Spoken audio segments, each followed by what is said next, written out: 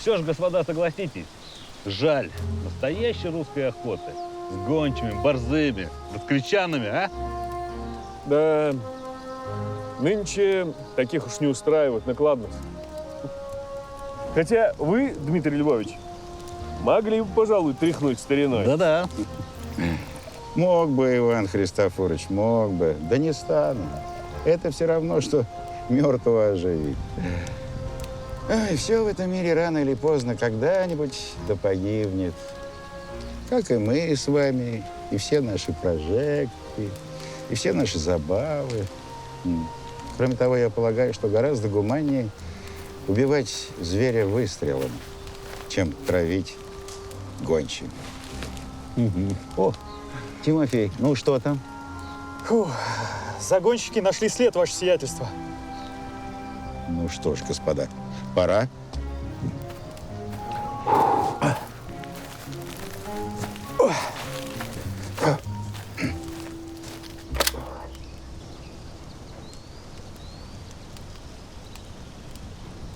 Спасибо, голубчик.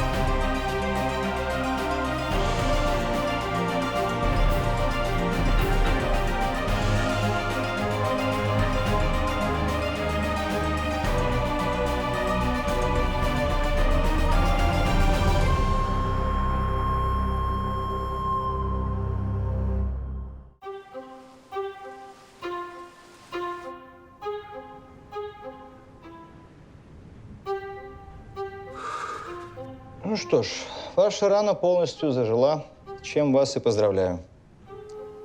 А забавно у вас змейка вот тут. Это какой-то символ? Уроборос. Змея, кусающая себя за хвост. Цикл жизни и смерти, круг перерождений. Я только вас попрошу никому не рассказывать об этой татуировке. Я ищу способ свести ее. Даем слово врача. Так стало быть, вы буддист? Веруете в перерождение? Я допускаю подобное. А вы? Я в Бога совсем не верую. Ни в буддистского, ни в христианского. Вот как. Ну, даже если допустить, что есть Бог, есть такой большой, добрый Бог, как он допускает всю эту мерзость? Угнетение слабых, истребление невинных. Возможно, он добр, но не в том смысле, в каком мы себе его представляем.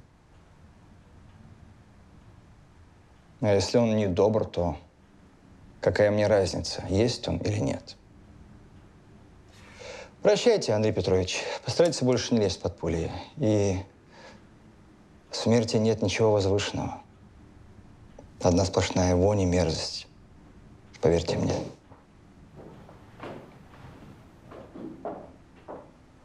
Вы еще мало знаете князя Мещерского. Но когда узнаете его получше, непременно полюбите. Он человек необыкновенный. Знали бы вы, сколько он сделал для людей в нашем уезде. Вот взять хотя бы его школу для детей-бедняков. А что же, у князя есть дети? Сын, Лев Дмитриевич, полковник в отставке, в Петербурге живет. Понятно. Сегодня к ужину должен приехать.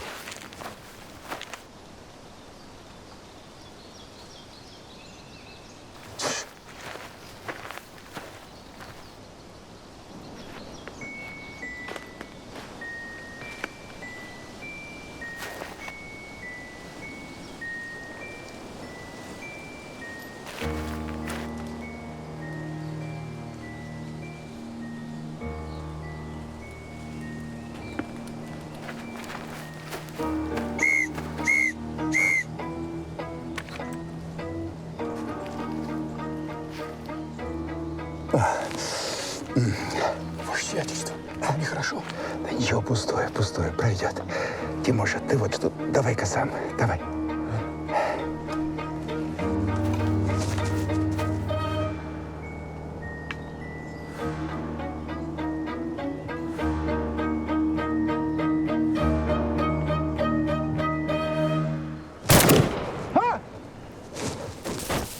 Ваше сиятельство. Ваше сиятельство. Ваше сиятельство.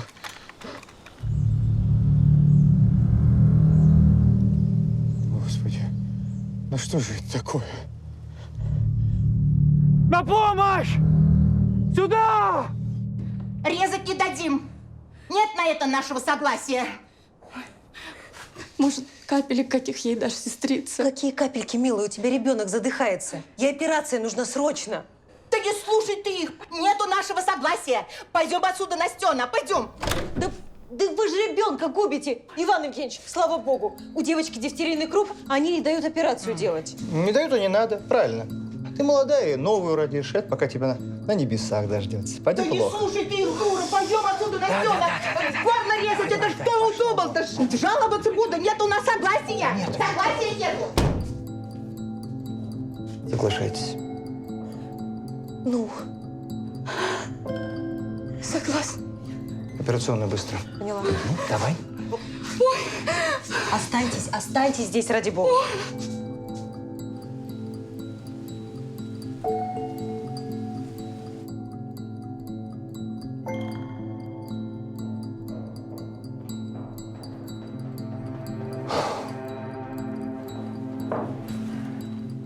Верочка, ангел мой, успела.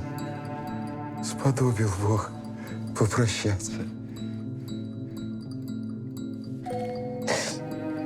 Все будет хорошо, Дмитрий Львович. Не говорите так. Вы поправитесь. Как это вообще случилось? Сам ума не приложу, я в лесу стрелял. Тимофей, ты ни в чем не виноват. Все слышали? Он ни в чем не виноват. Это просто глупая случайность.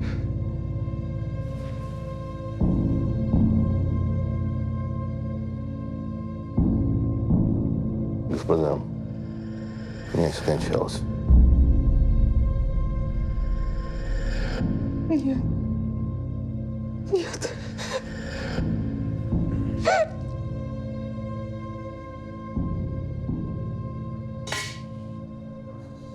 Голову.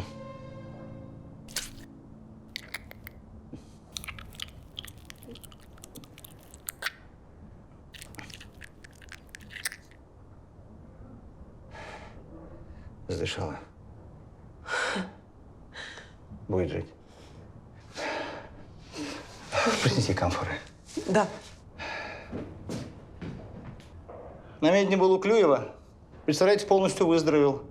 Если вам интересно, хоть завтра под венец. Иван Евгеньевич, все-таки славно вы эту бабку выставили. Да, я теперь всегда буду вас звать. Давно пора самой учиться разговаривать с глупыми родственниками. Анна Викторовна, я же скоро уеду. Куда? Что, уезжаете от нас? Камфоры.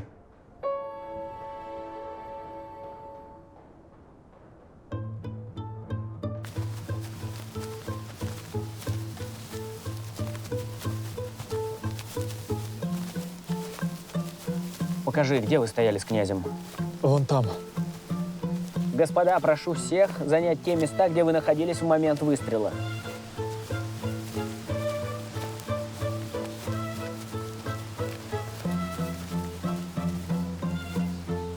Вот тут мы были. Я здесь стоял, а князь вон там. Там? Ага. Дальше? Вот тут ближе. Встань сюда. Здесь, да? Да. Продолжай. Вот Дмитрия Львовича дух захватило, поплохело в раз. Но он мне велел самому стрелять. И ты стрельнул? Да? Куда? Ружье. Покажи, как.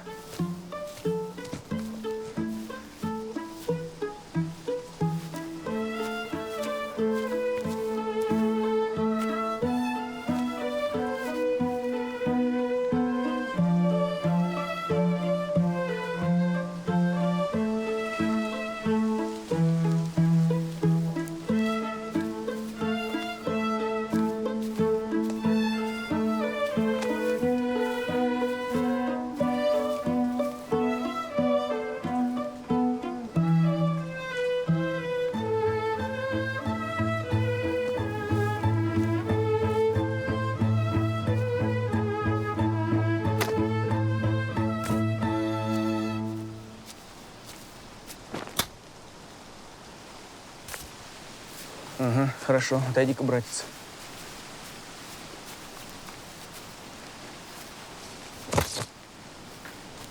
А вы куда целились?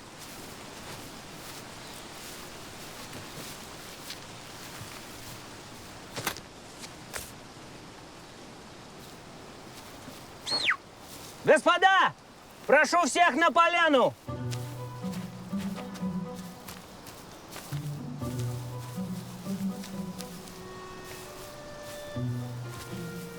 А вы с вашего места могли видеть и князя, и егеря? Мог, но не видел. Я на лесу смотрел. Все видели лесу? Да. И что, никто не успел сделать ни единого выстрела? Ружья проверили? Так точно, ваше благородие. Все патроны на месте. Ну что ж, стало быть, рикошет. Я никогда себе не прощу. Брось, голубчик. Дмитрий Львович сказал, ты ни в чем не виноват. Это судьба. Fatum est sirius causarum. Судьба есть ряд причин. Полиция во всем разберется. Прошу никого город не покидать до окончания следствия. А ленты? Соберите.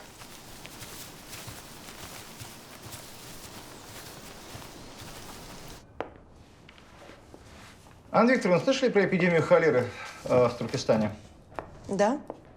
Я читала, что она уже пошла на убыль. Не верьте газетам. Мой друг находится как раз там, в экспедиции Императорского института экспериментальной медицины. Да, количество заражений пошло на убыль, но вторая волна может случиться вот-вот, и там чудовищная антисанитария. Так вы едете в Туркестан? Ну, а разве это не долг каждого русского врача? Но послушайте, помощь людям нужна везде, не только в Туркестане. Я здесь прозябаю, Анна Викторовна. А там у меня будет возможность узнать, стою я чего-нибудь или нет. Здравствуйте, доктор. Да, здравствуйте, Иван Евгеньевич. Доктор, что-то случилось? Только что скончался старый князь Мещерский. Какой-то несчастный случай на охоте. О, Боже. Вы имели честь его знать? Да, мы виделись несколько раз. Он был передовым человеком. Мне очень жаль. Индусы называют это кармой. Шел на охоту, а убили тебя. Будь моя воля, я бы вообще всю эту охоту запретил. Однако вы, батенька, идеалист. Александр Францович, недолго вам осталось терпеть мой идеализм. Что так? Через 2 недели я увольняюсь. Еду лечить холеру в Туркестан.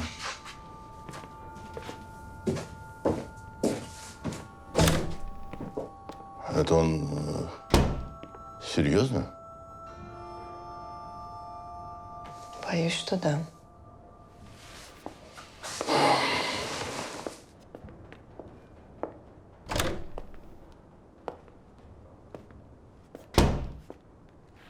Почему же все хорошее так быстро кончается?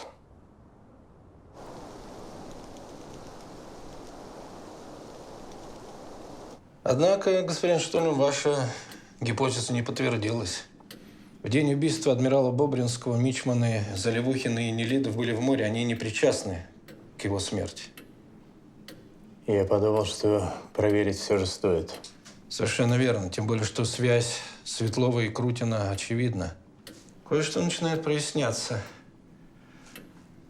Похоже, Крутин лишает своих пациентов совести. Убирает как ненужный рудимент. Предаст брат брата на смерть, отец сына, и восстанут дети на родителей и умертвят их. Что-то значительное совершается вокруг нас, Яков Платоныч. Значительное и страшное. Крутин явно одержим какой-то мистической чудовищной идеей. Не ведитесь на дешевый спектакль, который он устроил Затонский. Для этих богатых старых идиотов. Это всего лишь способ выманить у них деньги. Крутин революционер. И хочет того же, что и прочие революционеры. Свергнуть царя и повергнуть Россию в хаос. Потому что не видит другого способа остановить неравенство и мракобесие. Вы думаете, я ничего не понимаю? Не замечаю очевидного. Но не мне вам рассказывать, господин Штольман, что революцию задумывают романтики, совершают фанатики, а плодами ее пользуются отпетые негодяи. Возможно, вы правы, но одно обстоятельство заставляет меня сомневаться в этом. Для чего Крутину, госпожа Миронова? Зачем ему женщина, способная общаться с потусторонним миром? Возможно, хочет спросить совета у Робеспьера. Кстати, его талисман недавно украли из частного музея в Париже. Впрочем, это не имеет отношения к нашему делу. Лучше скажите мне, слухи об особых способностях госпожи Мироновой не преувеличены? Когда-то я и сам сомневался. Но не теперь.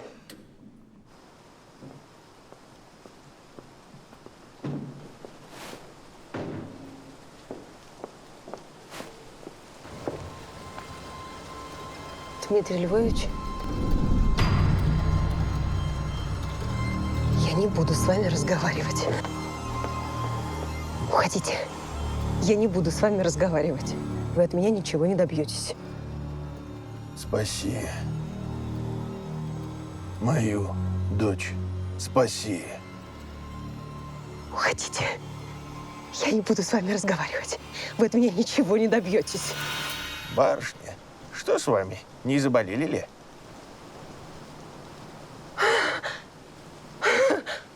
Очень хорошо.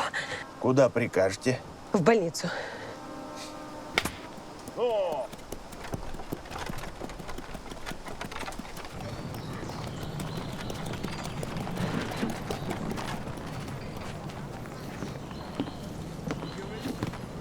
Ваше сиятельство. Оставьте церемонию, Николай Васильевич. Я только что из Петербурга. Сразу же выехал, как получил телеграмму. Примите мои глубочайшие искренние соболезнования. Олег Ильич, я знаю, что вы были очень близки с вашим отцом. Да, для меня это тяжкая потеря. Но вы знаете, отец мне часто говорил, что не хотел бы доживать до глубокой старости. Боялся стать обузой для близких. А мне сказали, его тело в больнице. Да, увы, этой формальности не избежать. Нужно извлечь пулю, чтобы доказать, что имел место рикошет. Ой, Господи, что же это такое, а? Живет человек, умирать не собирается, и раз… Скажите, а когда я смогу забрать его тело для погребения? Уже завтра. Благодарю. А, надеюсь, вы будете на похоронах? Да. Так вот, Антон Андреевич, это никакой не рикошет. Это прицельный выстрел, это убийство. Уверены? Абсолютно. Посмотрите, на пуле нету следа от первоначального столкновения с каким-нибудь твердым предметом. Характер ранения. Раневой канал глубокий и прямой, чего, безусловно, не было бы при рикошете. Может быть, вы подскажете, из какого ружья могла быть выпущена эта пуля? Я, откровенно говоря, небольшой знаток, но вполне допускаю, что из английского. Тимофей Кречетов как раз стрелял из такого. Доктор, скажите, а у князя ведь был только сын? Я не ошибаюсь? Ну да, один. Почему же он тогда сказал «спаси мою дочь»? Как давно он сообщил? Нынче утром. Уж у меня есть семейная тайна. Прошу прощения, я вас покину. Поеду к Кречетову. Да, Антон Андреевич, еще одна немаловажная деталь. Дело в том, что князь был неизлечимо болен. И жить ему оставалось и так не более чем полгода. Благодарю вас.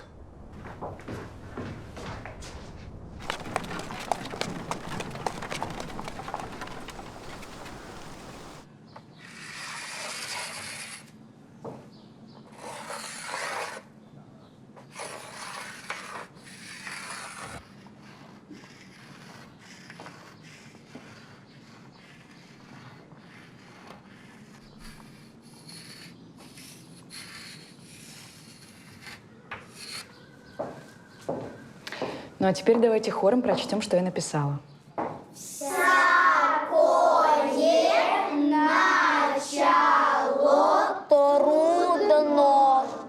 Молодцы. Вера Николаевна, там пришли к вам, срочно требуют. Иду.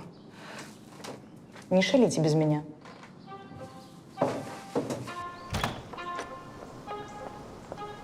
Здравствуйте, Лев Дмитриевич. Здравствуй, Вера. Я соболезную. Это ужасная потеря для всех нас. Замолчи. Это ведь твой муж выстрелил в отца. Это был несчастный случай. Князь сам сказал это перед смертью. Я боюсь, не так снисходителен, как мой покойный родитель. Я сам намерен разобраться с Тимофеем, так ему это передай. А это тебе читай.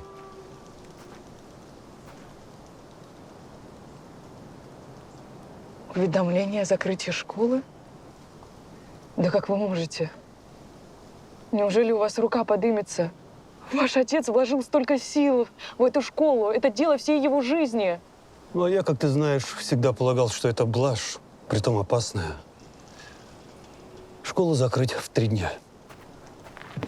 Подождите, ну, дайте мне хотя бы неделю. Я найду средства. Я не собираюсь обсуждать это, Вера. Детей распустить по домам, школу закрыть.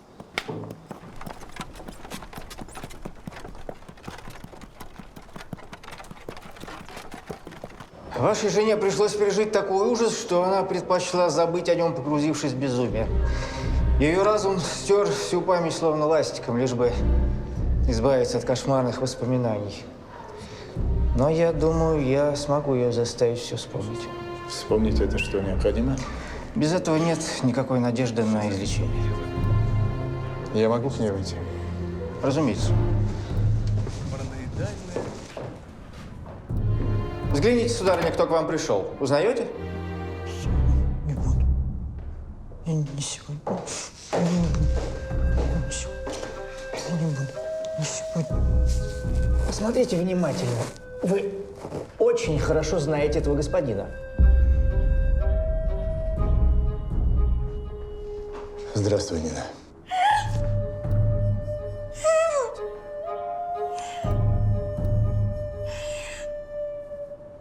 Я не буду. Сегодня не буду. Сегодня. Нам лучше уйти. Не буду. Я не хочу. Господин Штольман.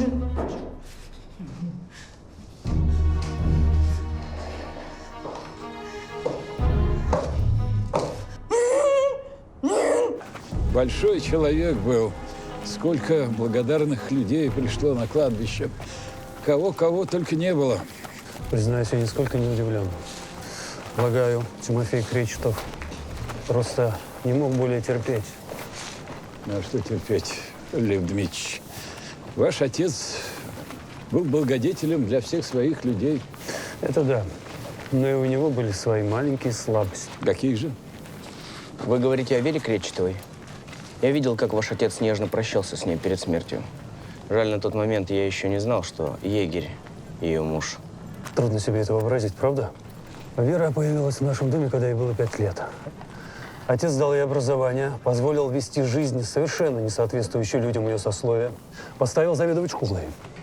Честно признаться, мне это все не нравилось. Но я не считал возможным указывать отцу. Ну, разумеется. Однако здесь нет ничего дурного. Ваш отец благодетельствовал и помогал сироте. Полгода назад она влюбилась в этого нового егеря. Отец был глубоко опечален, однако смирился с этим и даже благословил их.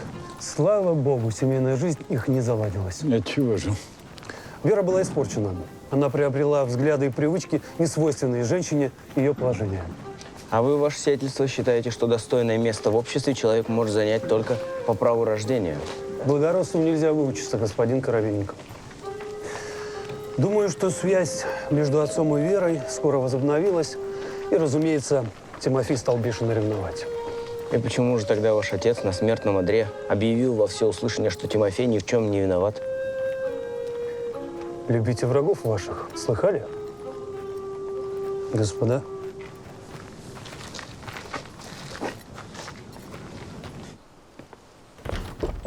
Добрый день, сударыня. Ваш муж дома?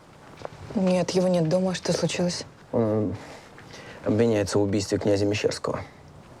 В убийстве? Этого не может быть. Вы ошибаетесь. Да зачем ему убивать Дмитрия Львовича? Увы, я вынужден осмотреть дом.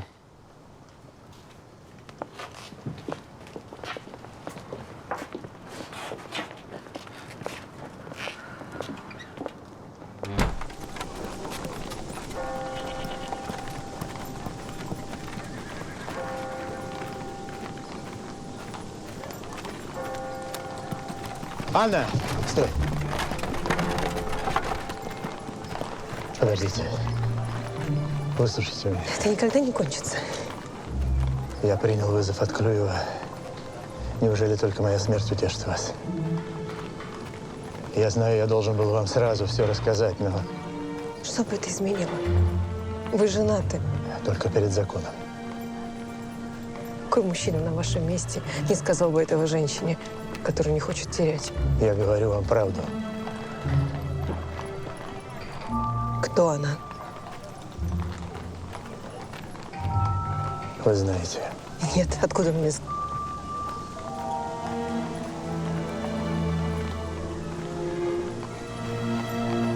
Вы знаете ее. Нежинская. Позвольте мне...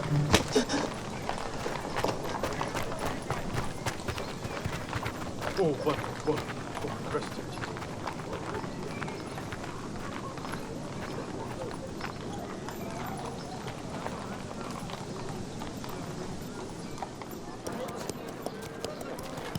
А ну-ка, остановись, милейший. Ваше сиятельство.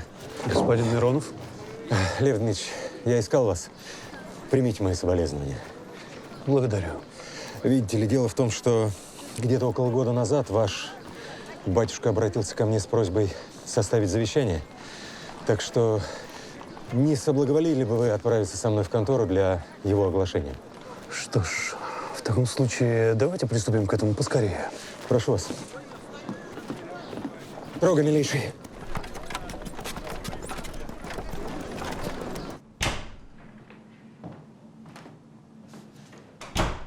Что здесь делает эта женщина? Госпожа Кречетова упомянута в завещании. Должна присутствовать при его оглашении. Прошу вас.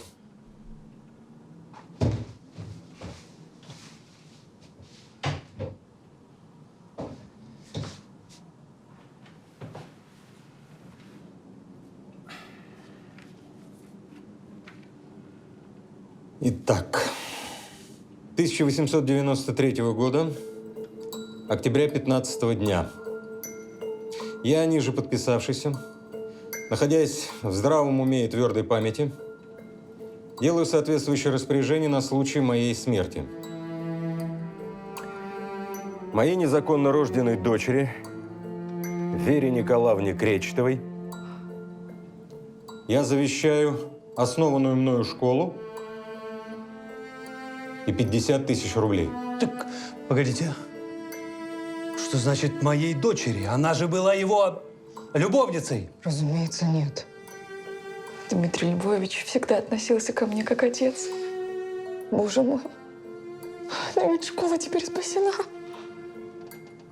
Все остальное движимое и недвижимое имущество я завещаю своему сыну, Льву Дмитриевичу Мещерскому.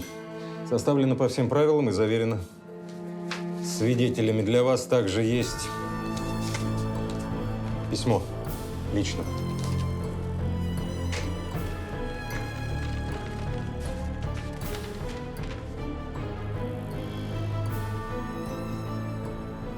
Прими Веру, сестру свою, как? И оберегай ее, и будь ей опорой и защитой. Честь имею, господин Миронов. Простите, Виктор Иванович, он ничего не стал. Как и я.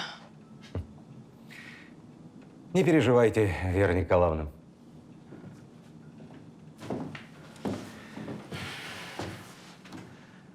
Ваш брат остынет, вы помиритесь, Вы теперь богатая женщина, а он не слишком обеднел. Все наладится.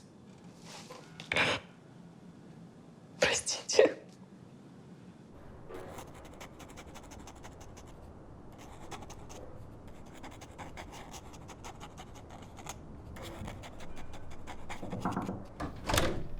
Иван Евгеньевич, можно?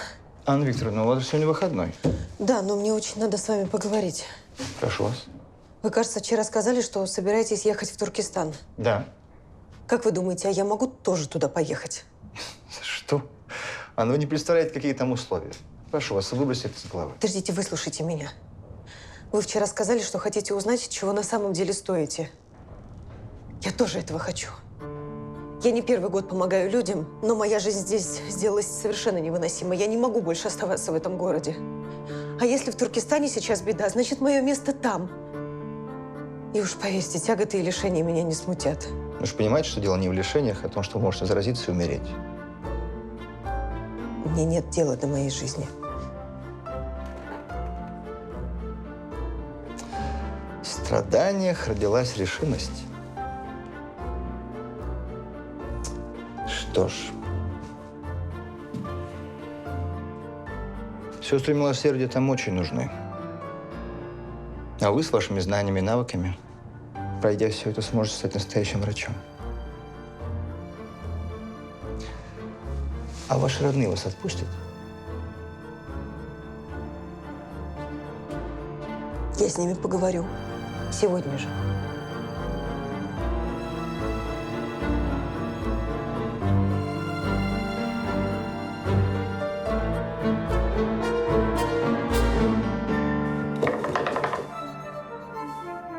$170.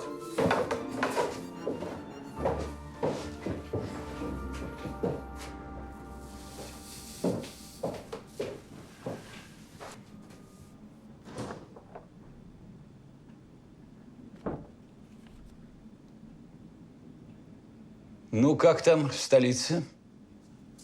Не знаю, был занят делами. Ну да. Вы у нас занятой человек, занятой. Князь Мещерский убит. Я как раз читал рапорт. Ах, царствие небесное. Потрясающий был человек. Тонкой души, истинного благородства. Таких мало, да.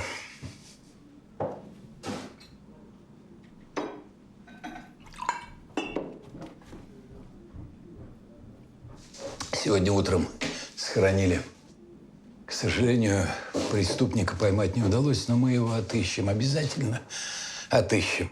Да, я прочел об этом. Так что же, мотив ревность? Мотив – глупость. Кречетов ревновал свою супругу к князю, а она оказалась его незаконной дочерью. Сегодня Миронов зачитал завещание князя Мещерского. Он ей отписал приличную сумму. Много? 50 тысяч. Ого. Да, почему вы спрашиваете? Возможно, это и есть главный мотив. Если Кречетов узнал каким-то образом о завещании, он мог желать скорейшей кончины князя, ну а ревность изображал для скрытия своих истинных целей.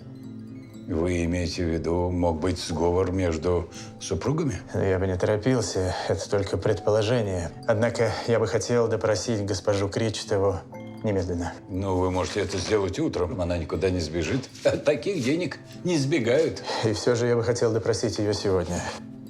Она проживает в поместье Мещерских? Служанка может указать их дом. С вами все в порядке, Яков Платоныч? Благодарю. Просто срочно нужно чем-то себя занять.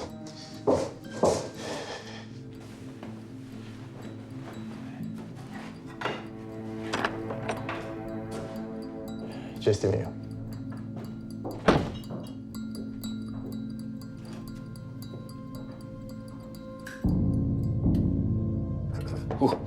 Анет? Дядя, Анет, ты вернулся. взгляни, что я привез тебе из Петербурга. Заглянул в лавку одного букиниста и такое пил. Надеюсь, тебя заинтересует история Петр Иванович! великой ереси. С приездом! Ох, вы все хорошеете. Да будет вам. Как продвигается роман ваш? Пишу. Ну что ж, у меня есть новости по ночной фиалке. Не терпится с вами поделиться прям. Давайте поговорим тогда в гостиной. Я велю туда подать чай. Мама, дядя, я должна сказать вам что-то важное.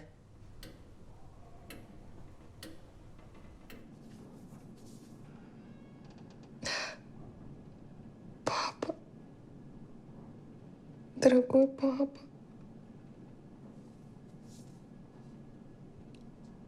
Я клянусь тебе, ты не пожалеешь о своем решении. Я все сделаю для нашей школы. Я оправдаю твое доверие.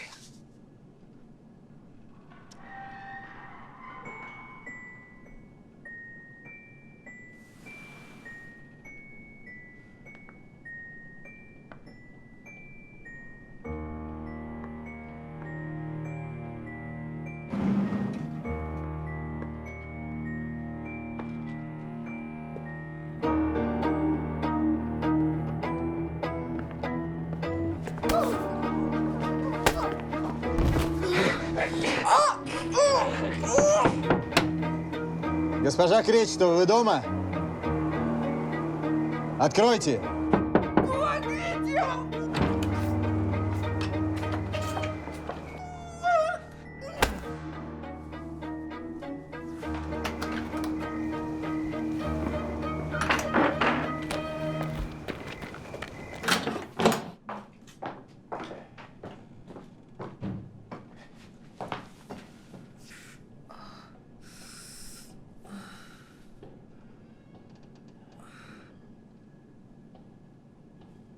В больницу ее быстро.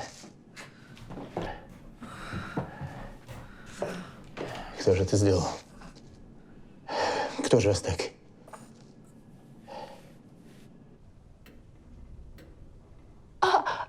Мам, ну что с тобой? Нет, это ты мне скажи, что с тобой? Ты в своем уме? Что она сейчас сказала? Что она отправляется в Туркестан. Ну это же бред сумасшедший. А что безумного в моих словах? Нет, она помешалась. Вы-то что молчите, Петр Иванович? Ну скажите ей хоть что-нибудь. Аннет, я, признаться, обескуражен, в легком недоумении нахожусь. Да что же это такое? Ну если вы хотите со мной спорить, ну вы приводите хотя бы аргументы. Нет, я не буду с тобой спорить. Я тебе просто скажу. Ты никуда не поедешь. Этого никогда не будет, только через мой труп. Если ты так жестока, чтобы переступить через него. Аннет, я, признаться, в данном случае целиком и полностью на стороне твоей матери. Спокойной ночи, дядя.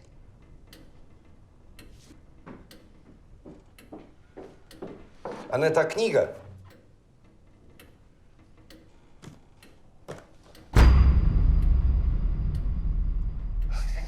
Черт знает, что такое сумасшедший дом.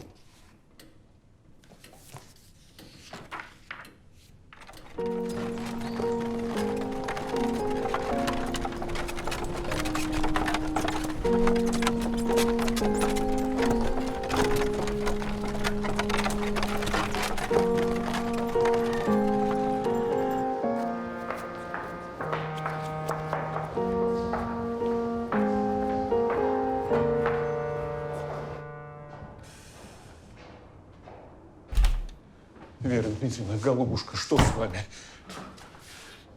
Это сделал Тимофей. Я убью негодяя. Нет, нет, Иван Христофорович, это сделал не он. Кто же?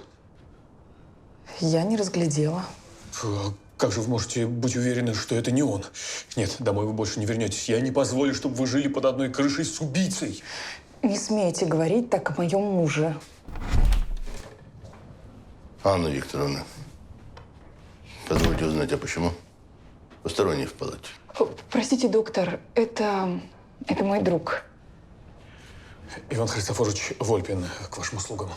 Мне очень приятно, но Вера Дмитриевна еще очень слаба и нуждается в полном покое. Я прошу вас покинуть.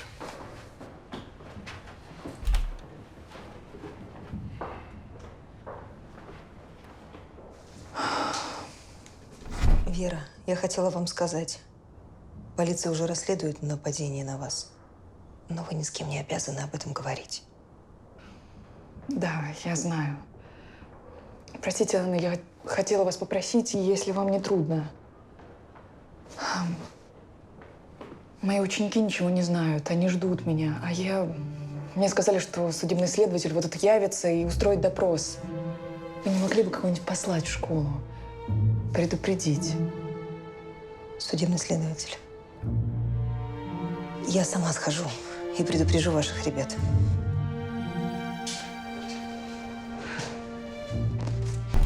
Управляйтесь.